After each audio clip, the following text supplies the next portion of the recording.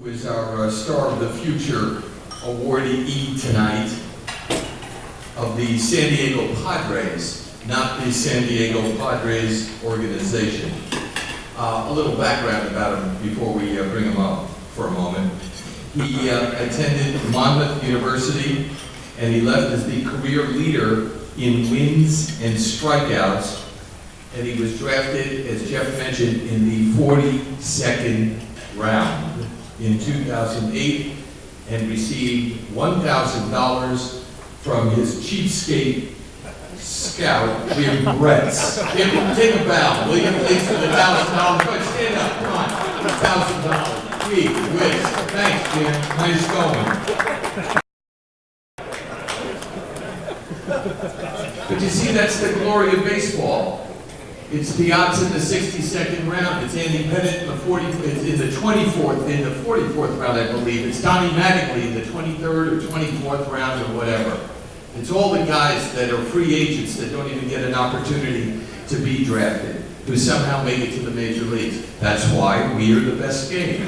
It is my pleasure to introduce to you our Star of the Future award winner. You're going to see him in San Diego this year. He's going to replace Heath Bell. Please help me welcome Brach.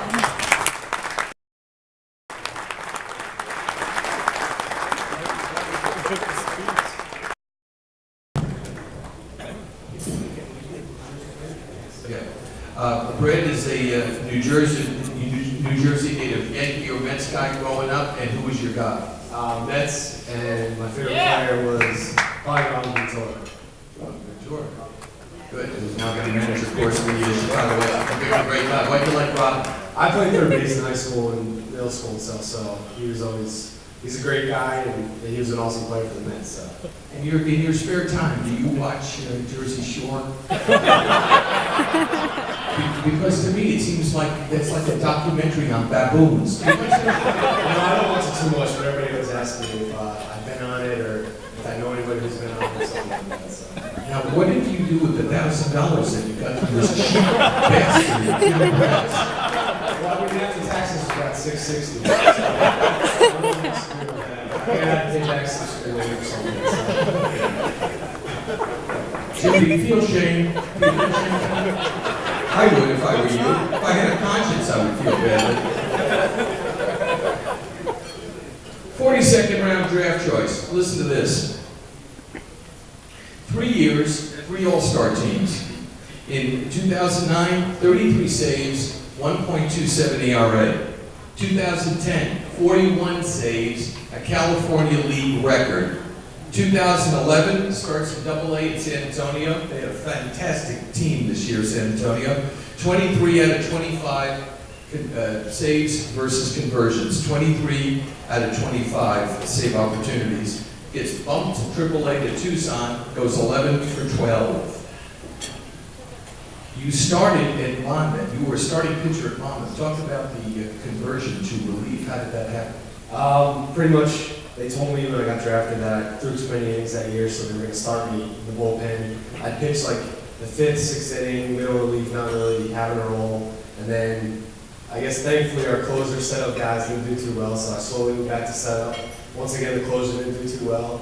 They threw me in there in the Arizona League, and I did pretty well. I had 4 saves and 4 opportunities, and they liked what I had, so they gave me a shot the next few years. And it's worked out so far. And the Arizona Fall League, of course, is the best of the best. But it's like when you look at your numbers, it seems like you were born to be a relief pitcher.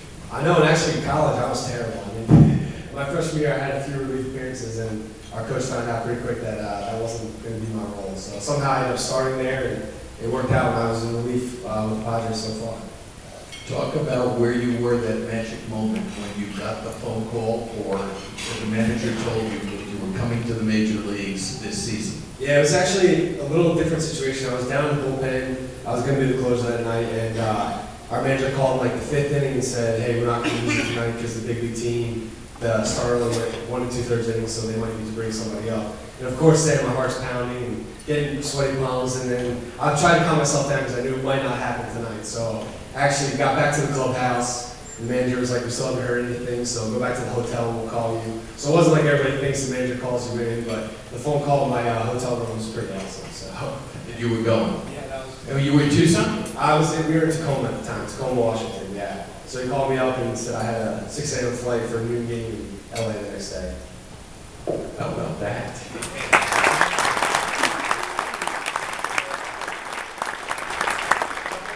August 31st in Dodger Stadium in Los Angeles, which is now, I believe, being foreclosed.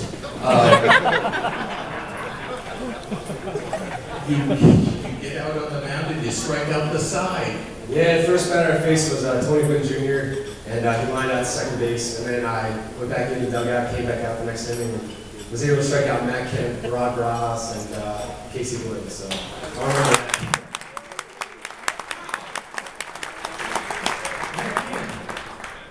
Heath Bell walks to the Miami Marlins. There's an opening.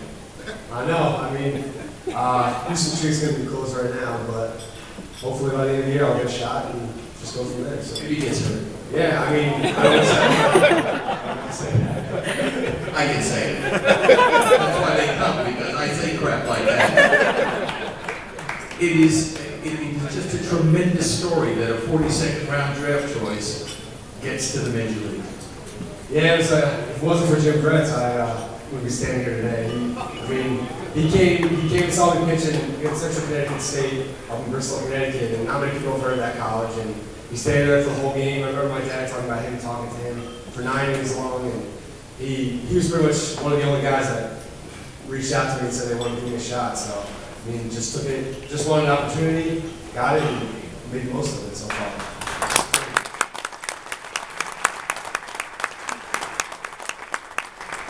And after that game, it's just a rumor that he came up to you and asked if he could borrow $1,000.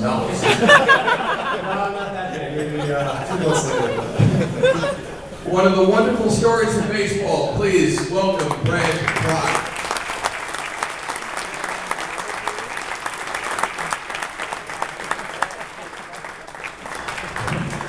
Our Ralph DeLillo Award winner goes to Jim Penders of the University of Connecticut. Let's hear it for Jim.